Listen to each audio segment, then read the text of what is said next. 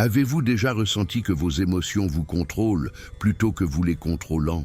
Aujourd'hui, nous allons plonger dans les secrets profonds du stoïcisme pour vous apprendre à dominer vos émotions avec un silence intérieur puissant.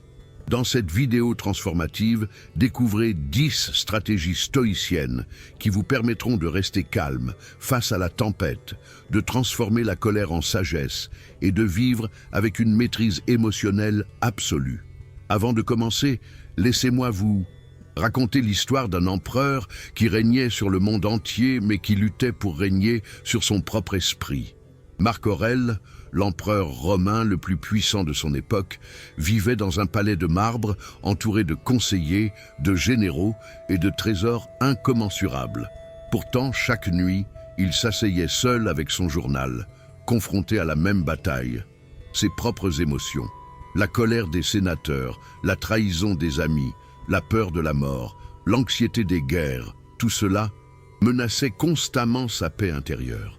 Un soir particulièrement difficile, après une journée de décisions fatales et de nouvelles dévastatrices, Marc Aurèle fit quelque chose d'extraordinaire. Au lieu de hurler sa frustration ou de noyer sa douleur dans le vin, il ferma les yeux et pratiqua ce qu'il appelait la retraite en soi-même. Il visualisa ses émotions comme des nuages passant dans le ciel de son esprit, sombres, menaçants, mais temporairement. Il se rappela: tu as le pouvoir sur ton esprit, non pas sur les événements extérieurs. Cette simple pratique transforma sa nuit d'insomnie en méditation profonde. Le lendemain, il affronta ses ennemis avec une clarté et un calme qui les désarçonna. Ses généraux remarquèrent la différence. Ses ennemis tremblèrent devant sa sérénité. Marc Aurèle avait découvert le secret ultime. La véritable puissance ne réside pas dans le contrôle du monde, mais dans le contrôle de soi-même. Cette histoire montre que même l'homme le plus puissant du monde avait besoin de ces outils stoïciens pour dominer ses émotions. Si vous trouvez ce contenu précieux, abonnez-vous à la chaîne et activez la cloche pour ne rien manquer. Commençons maintenant avec le premier secret. 1. Distinguez ce qui dépend de vous de ce qui n'en dépend pas. Le fondement absolu du stoïcisme émotionnel est cette distinction cruciale, ce qui est en votre pouvoir et ce qui ne l'est pas. Épictète, l'esclave devenu philosophe, l'enseignait ainsi. Il y a des choses qui sont en notre pouvoir et d'autres qui ne le sont pas. En notre pouvoir sont l'opinion, la motivation, le désir, l'aversion et tout ce qui est notre œuvre. Ce qui ne l'est pas, le corps, la propriété, la réputation, les charges publiques. Imaginez votre esprit comme un cercle. À l'intérieur du cercle, vos jugements, vos opinions, vos choix, vos actions.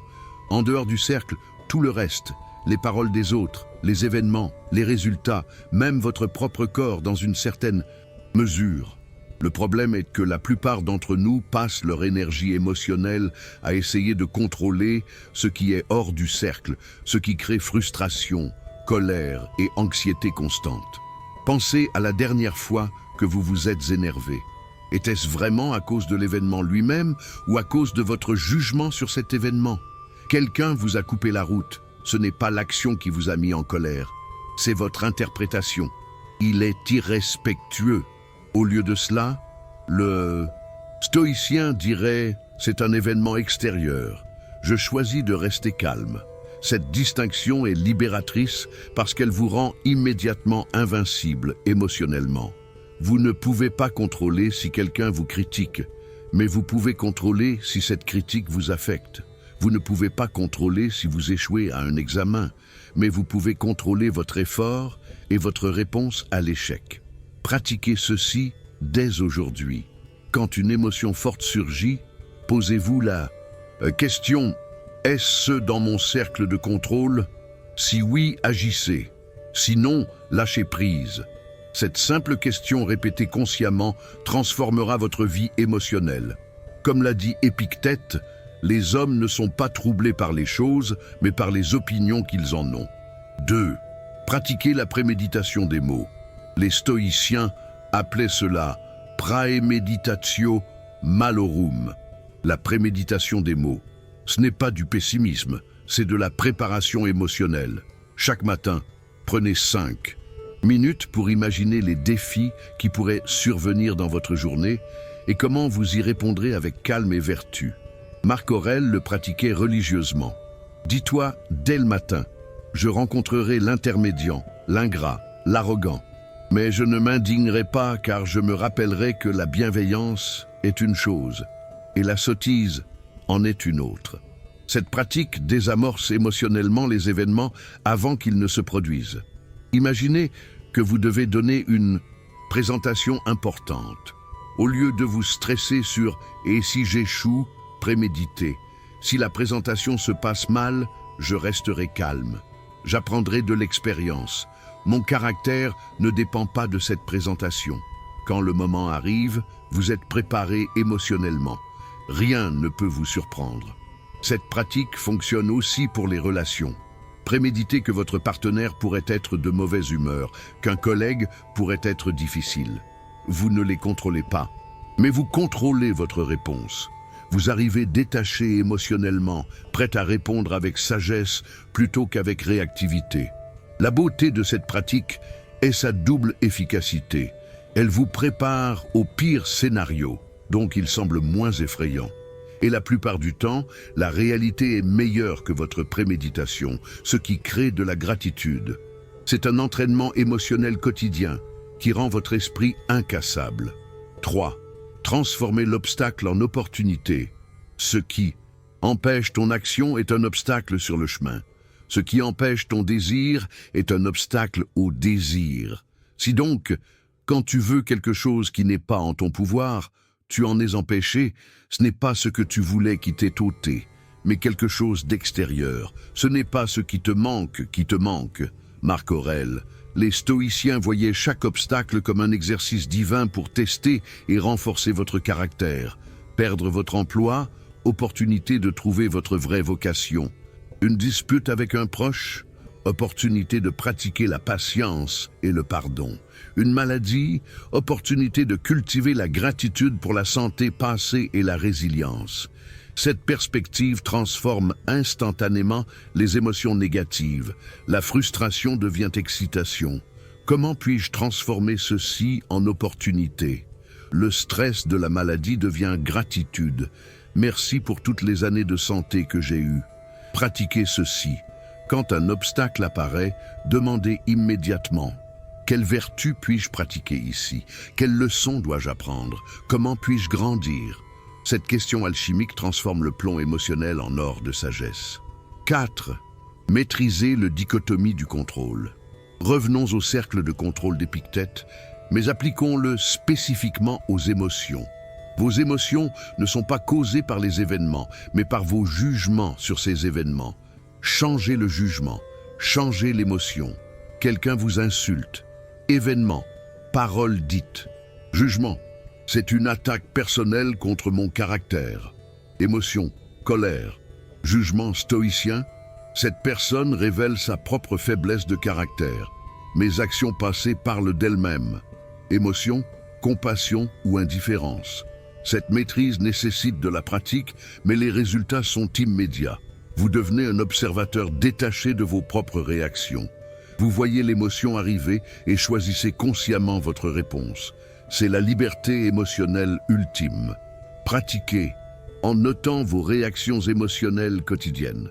Pour chaque forte émotion. 1. Qu'est-ce qui s'est passé? 2. Quel jugement ai-je porté? 3. Quel nouveau jugement stoïcien pourrais-je porter? Cette discipline reprogramme votre cerveau émotionnel. 5. Cultivez l'apatheia, la tranquillité passionnée.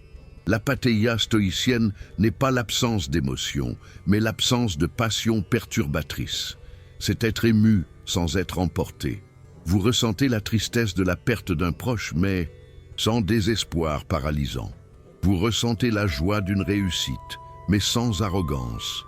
Cette tranquillité passionnée vient de l'alignement parfait entre désir et réalité. Vous désirez seulement ce qui est en votre pouvoir, vertu, excellence morale. Donc, vous n'êtes jamais déçu. Comme l'a dit Sénèque, celui qui est brave est libre, celui qui est sage est heureux. Pratiquez en désirant moins et en appréciant plus. Au lieu de « je veux cette promotion », dites « je ferai de mon mieux et accepterai le résultat ». Cette équanimité émotionnelle est contagieuse. Les autres remarquent votre calme et en sont attirés. 6. Pratiquez la vue d'en haut. Quand les émotions vous submergent, pratiquez la vue d'en haut de Marc Aurèle. Imaginez-vous zoomant hors de votre corps, de votre ville, de votre pays, regardant la Terre depuis l'espace. Votre problème, qui semblait énorme de près, devient une poussière insignifiante dans l'immensité cosmique. Cette perspective relativise instantanément les émotions, la dispute avec votre conjoint, un minuscule événement dans l'histoire de l'univers, l'échec professionnel, une vague passagère dans l'océan de l'éternité. Cette pratique crée une distance émotionnelle saine. Faites ceci physiquement. Montez sur une colline, un immeuble, regardez la ville en miniature. Mentalement, visualisez le zoom arrière cosmique. Littéralement, rien de ce qui vous perturbe aujourd'hui n'aura d'importance dans 100 ans, 1000 ans, dans l'échelle cosmique. 7. Transformez la colère en justice. La colère est peut-être l'émotion la plus destructrice. Les stoïciens la voyaient comme une brève folie. Sénèque écrivait un traité entier contre la colère. Tandis que nous nous préparons à la colère, elle nous prépare. Tandis que nous cherchons à la contenir, elle nous domine déjà. Transformez la colère en justice rationnelle. Au lieu de « je suis furieux contre cette personne injuste », demandez « qu'est-ce qui est juste ici ? Quelle action vertueuse ? Dois-je entreprendre ? La colère veut punir, la justice veut corriger. Quand la colère monte, 1. Respirez profondément 10 fois. 2. Comptez jusqu'à 100. 3. Demandez, cette personne agit-elle par malveillance consciente ou par ignorance ? 4. Décidez de l'action juste, pas de la réaction émotionnelle. Cette transformation alchimique change votre relation avec le monde. Vous devenez un agent de justice calme plutôt qu'un volcan émotionnel. Les gens vous respectent davantage parce qu'ils savent que vous réagissez avec raison, pas avec rage. 8. Acceptez la mortalité. Memento mori. Memento mori. Souviens-toi que tu vas mourir. Cette pratique stoïcienne radicale libère des émotions liées à la peur. Peur de l'échec, peur du rejet, peur de la perte. Quand vous réalisez que la mort est certaine et le moment inconnu, les petites peurs deviennent ridicules. Chaque matin, méditez sur votre mortalité. Aujourd'hui pourrait être mon dernier jour. Comment vais-je le vivre ? Cela crée une urgence sacrée. Chaque moment compte. Les rancunes, insignifiantes face à la mort, les insécurités, futiles face à l'éternité. Cette pratique transforme la peur en gratitude, l'anxiété en action. Vous arrêtez de procrastiner parce que le temps est limité. Vous pardonnez plus facilement parce que la vie est courte. Vous risquez davantage parce que le rejet ultime est la mort, pas l'échec temporaire. 9. Pratiquez l'amor fati, l'amour du destin, amor fati. Nietzsche l'a emprunté aux stoïciens. Aimez votre destin. Non seulement acceptez ce qui arrive, mais accueillez-le activement comme nécessaire et bon. Marc Aurèle. Un feu se consume et finit par s'éteindre. Mais la félicité de l'âme tient bon et ne s'éteint jamais. Quand quelque chose de mauvais arrive, dites « c'est exactement ce dont j'avais besoin pour grandir ». Perte d'emploi, parfait pour trouver votre vraie vocation. Rupture, parfait pour découvrir votre indépendance émotionnelle. Maladie, parfait pour pratiquer la gratitude et la patience. Cette acceptation radicale élimine la résistance émotionnelle qui cause la souffrance. Vous devenez fluide comme l'eau, coulant autour des obstacles plutôt que de vous y heurter. L'amor fati transforme chaque événement en opportunité de vertu. Dix. Vivez selon la nature. Le principe stoïcien ultime. Vivez selon la nature. Acceptez votre nature humaine, faillible, émotionnelle, mortelle. Acceptez la nature du monde, imprévisible, indifférente, cyclique. Alignez-vous avec ces réalités plutôt que de lutter contre elles. Votre nature, vous ressentirez toujours des émotions.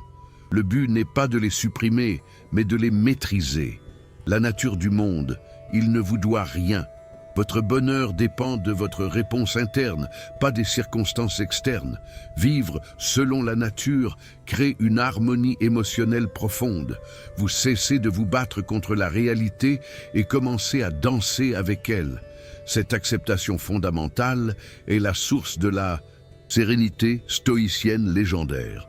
Conclusion, ces 10 secrets stoïciens, distinction du contrôle, préméditation des mots, transformation des obstacles, maîtrise des jugements, apatheia, vue d'en haut, justice rationnelle, memento mori, amor fati, vie selon la nature, forment un arsenal émotionnel complet. Comme Marc Aurèle, vous pouvez régner sur le monde entier sans régner sur vos émotions, ou régner parfaitement sur votre monde intérieur. Le choix est vôtre. Commencez aujourd'hui avec un seul principe. Pratiquez-le religieusement. Les résultats transformeront votre vie. La maîtrise émotionnelle n'est pas innée, c'est acquise par la discipline quotidienne. Les stoïciens n'étaient pas des surhommes, ils étaient des hommes ordinaires avec des pratiques extraordinaires. Vous pouvez faire de même. Si cette vidéo vous a touché, likez, commentez quelles pratiques vous allez adopter et abonnez-vous pour plus de stoïcisme pratique. Partagez avec quelqu'un qui a besoin de cette sagesse. Rappelez-vous les mots de Marc Aurèle. Le bonheur de ton âme tient bon et ne s'éteint jamais. Que votre chemin stoïcien commence maintenant. Vivez avec maîtrise, vivez avec paix, vivez selon la sagesse éternelle.